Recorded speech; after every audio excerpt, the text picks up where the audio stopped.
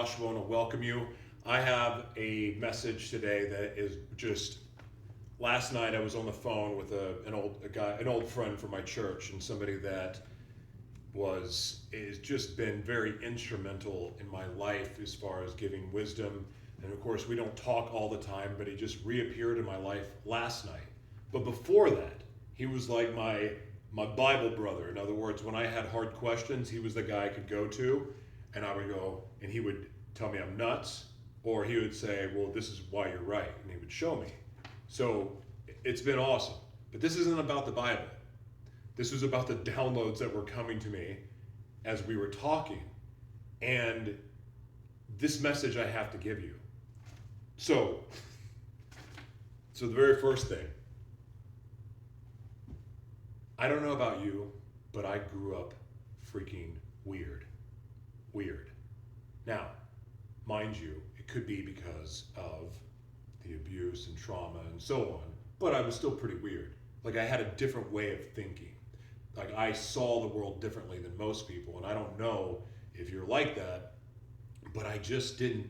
It was like I would listen to it's almost like you go to an art gallery and you're looking at that picture and you're like, oh,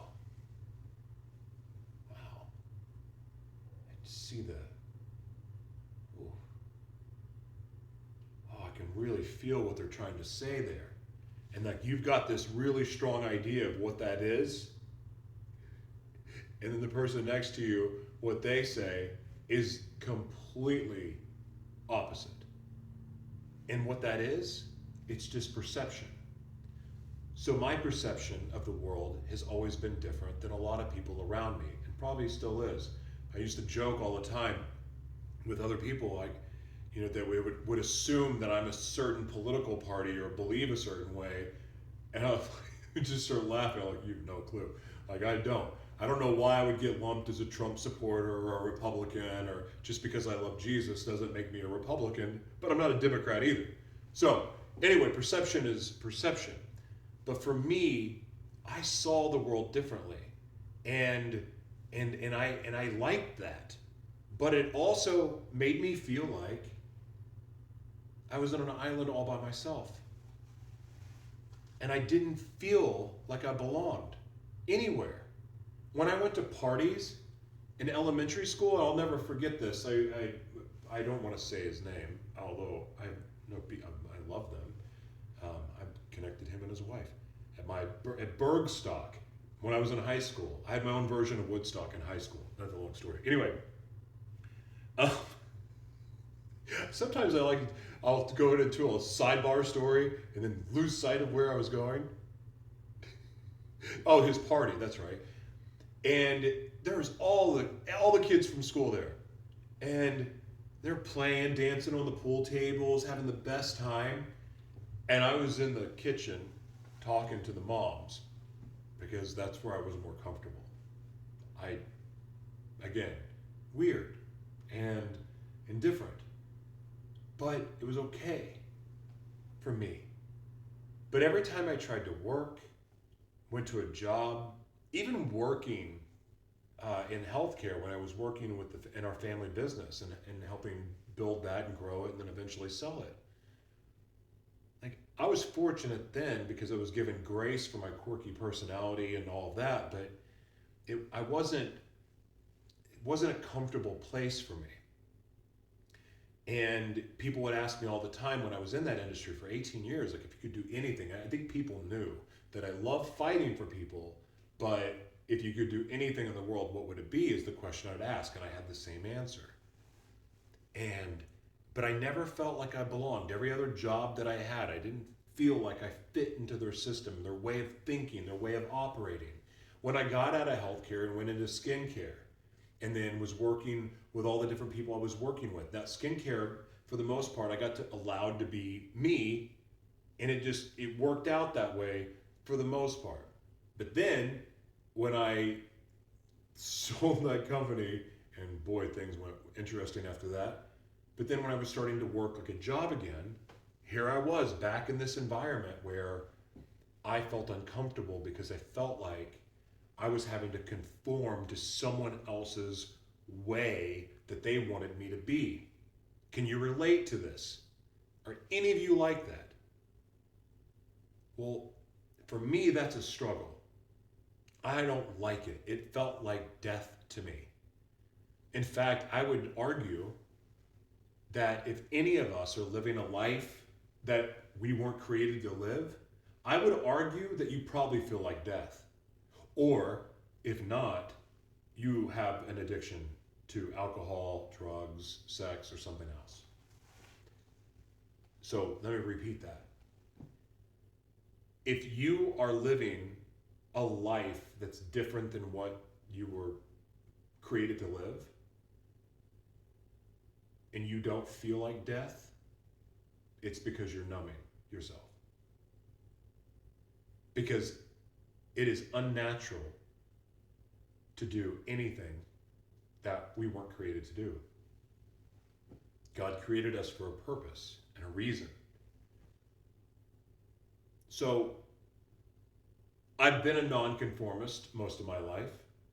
I love helping people, but really I like to, work on my own and then take my stuff and then join the team, or join the team for a little bit and pull out and work alone.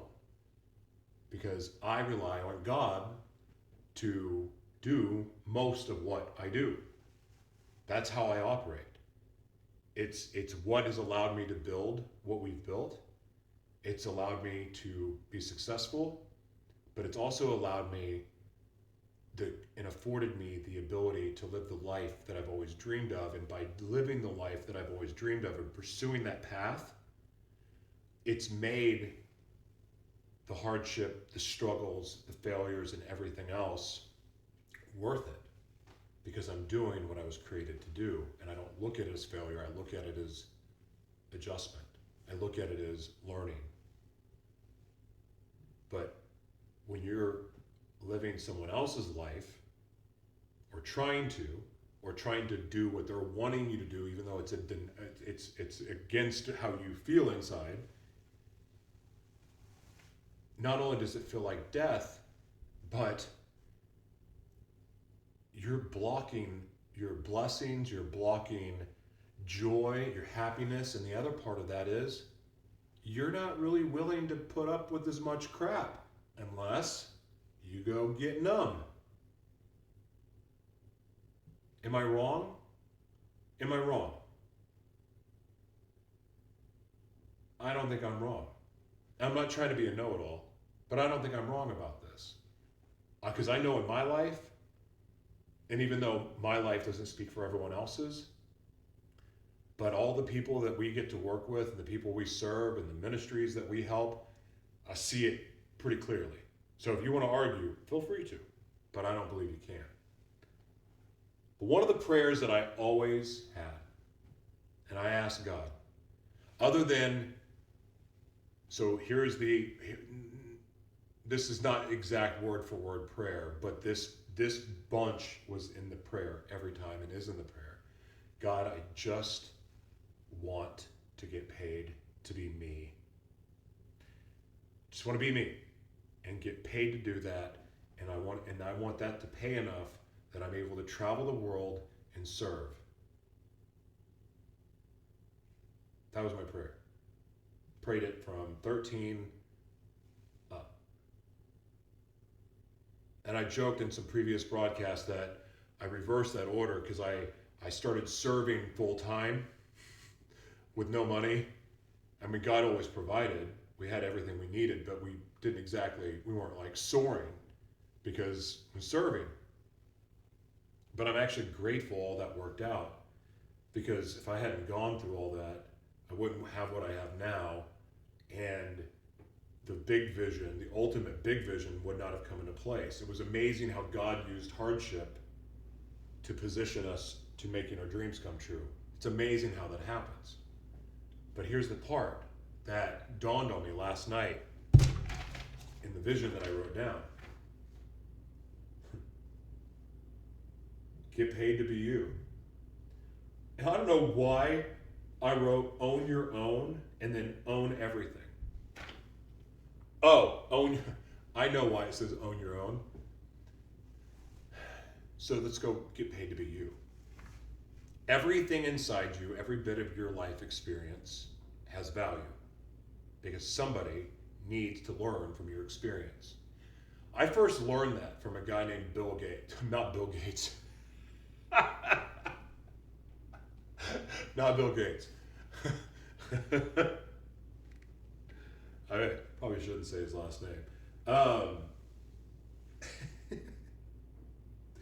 I learned it from him, but it wasn't used. I'm not Bill Gates, but I'm not going to say his name. But he's using it in a way that I don't believe was fully genuine because there's a lot more to the picture than what he was trying to say. But your intellectual property does have a ton of value, and it's easily monetizable because people need to know what you know. And it doesn't matter if you don't have an education because you still know stuff. Like I think about all of the prisoners and the ex-cons that we have worked with, and the ministry that I was a part of in Oklahoma City is was full of ex-cons and convicts, and I love that church so much, and but like in all of their stories, a lot of them don't have education. They don't know what money looks like, money management. Are you kidding me? They don't know. They don't have those skills. So realistically, you would look at on the surface, they could go to Walmart and 7-Eleven or some other store and get a job there maybe, because they have a record, but they don't have an education. So mostly they're going to qualify for a $15 an hour job. Well, I'm sorry, but that working a $15 an hour job may not be as not motivating enough to keep me sober or to keep me on the straight and narrow, because eventually I may just go back to crime, to go back to the easy money.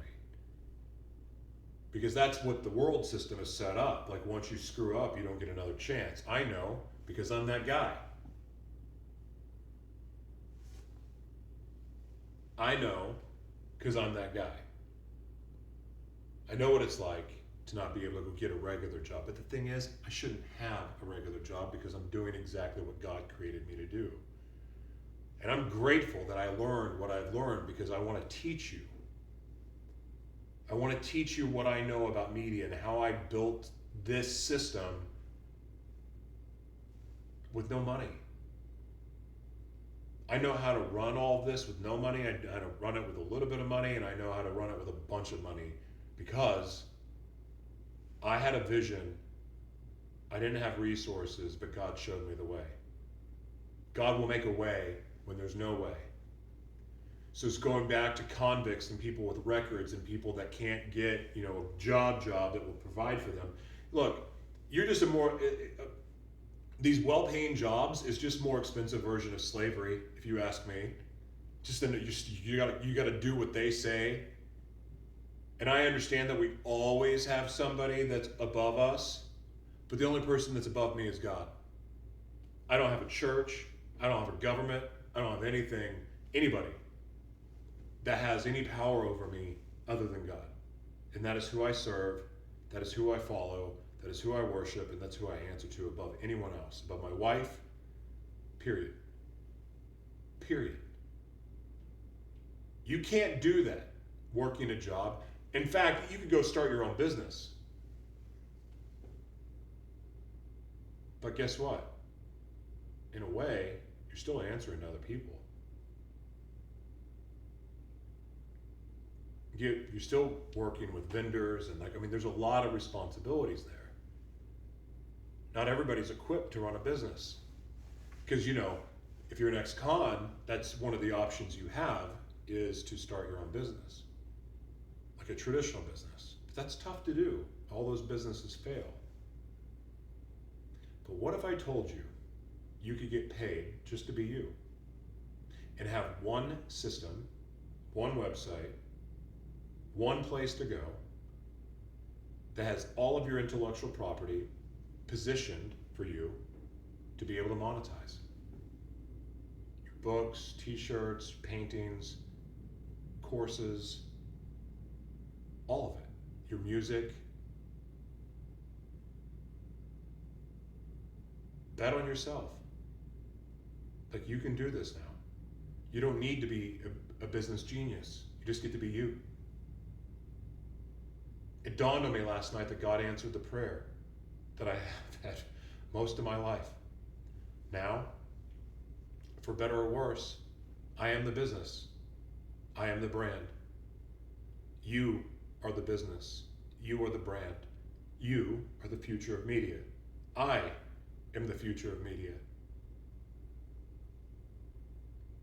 Anyone who wants to thrive in the new world needs to know media. And there's one way to do it that is simple, streamlined, and efficient. More than and I've done it the hard way. I was doing it the hard way when I was running the foundation full time. This technology has allowed me to run it more efficiently, and literally I am the business all day, every day. It's on me. If I screw up, if I bite someone's face off, if I curse someone out, or I bless them, I'm responsible for it. But I get to be me. I get to share my intellectual property. What I've created can sell, am selling. You have that opportunity too. I did a broadcast yesterday when I was talking about artists, how artists are having a hard time paying for their equipment. And you know, this is because artists don't make the best business people. And I'm not a businessman, I'm not a business guy, I'm a creative.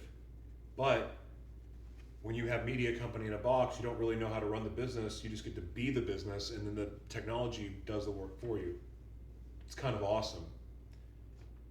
The other thing too, those of you who deal with censorship, it just dawned on me last night that I got kicked off YouTube.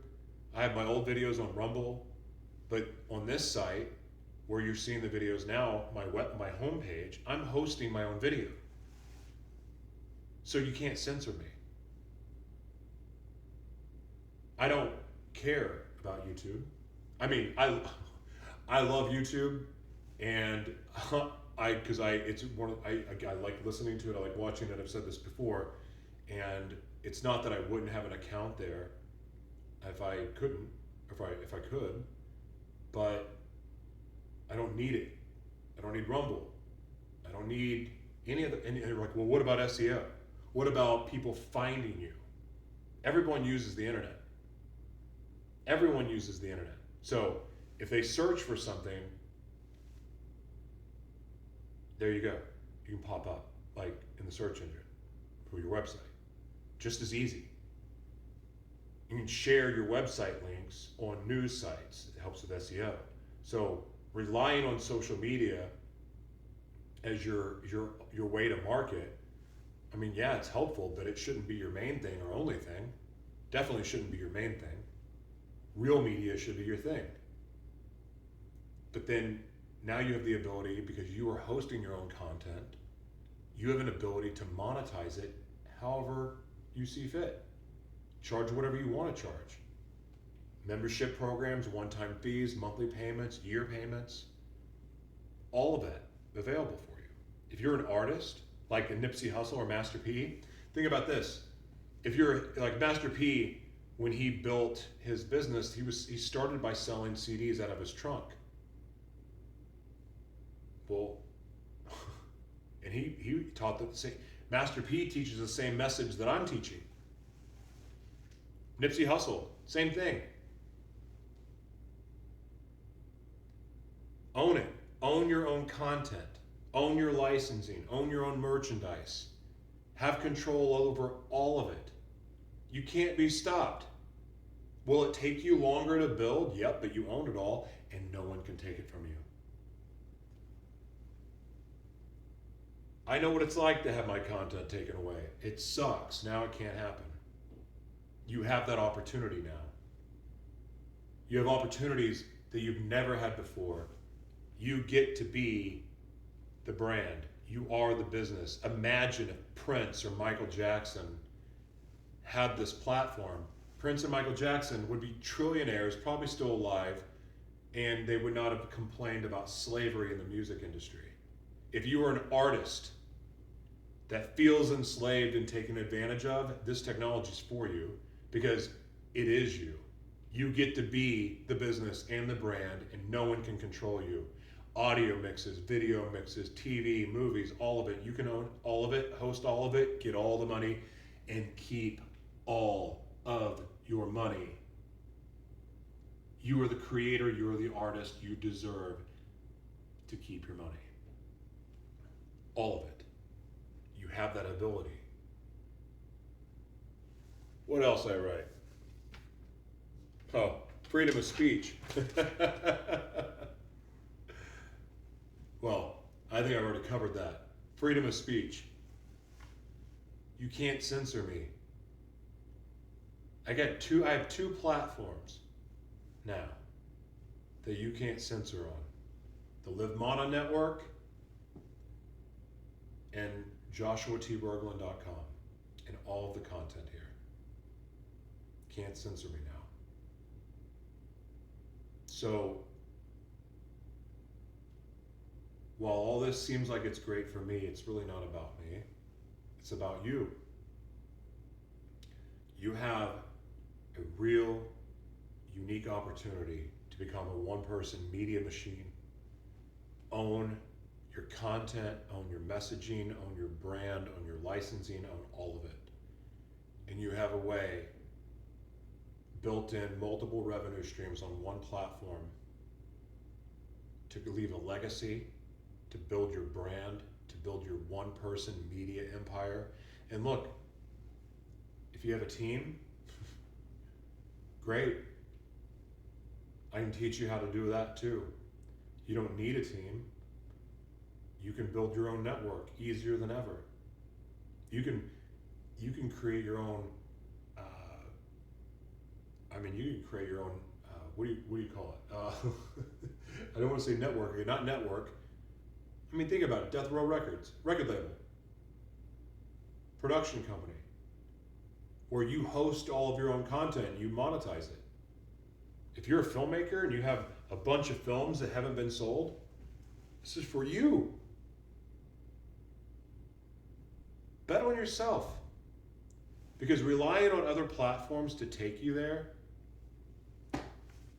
you're not playing with favorable odds. The best odds you have are betting on yourself and doing what God created you to do. And you get to be paid for doing what God created you to do. So, this is the future. One-person media machines, independent media, multiple revenue streams, and easy to add new ones. This is the future, and it's coming. It's here, and you should be ready for it. It's an exciting, exciting time. So, thank you for watching. Thank you for listening. Thank you to everyone who is subscribed to our membership program. Now also, we have several new programs on the website that you should check out, but other than the media consulting membership, it's at a very affordable price. We have Media Company in a Box for individuals and teams. We have so much more, so check it out. Thank you for watching. Thank you for listening. God bless you.